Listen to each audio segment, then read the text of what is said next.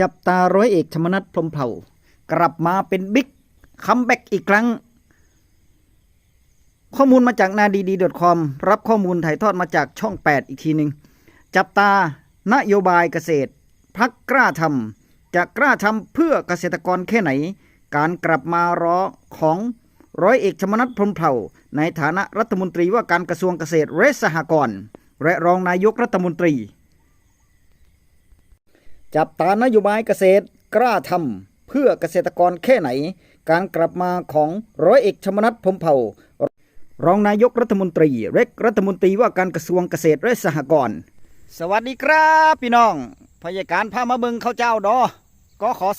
15เบิงนี่โอ้ยงามบ่พยาการว่างามอยู่เด้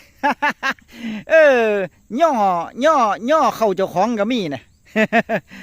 พยาการพาเบิงข้าวเจ้าดอก็ขอ15พี่น้องนาดินทรายนี่นะอันนี้นาดินทรายแน่ๆเพิ่งวันปุ๋ยรับรวงไว้เนาะ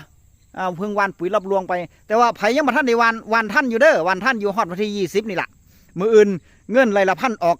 กระเฝ้าไปซื้อปุ๋ยมาใส่ถ้าหากว่าเข้ามันสูงหรือว่า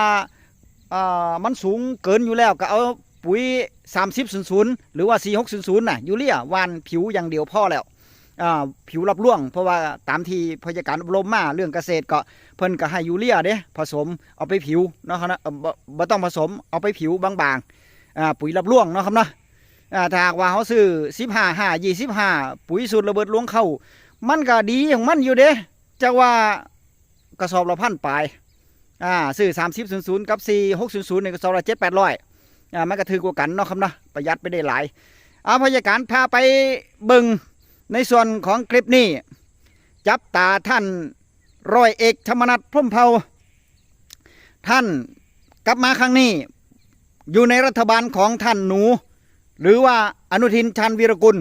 โอ้ยระดับนี้บิ๊กเลยได้พี่น้องบิ๊กเลยกลับมาบิ๊กเลย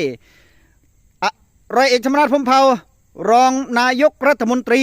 และรัฐมนตรีว่าการกระทรวงเกษตรและสหกรณ์เด้หัวใหญ่เติบเด้โอ้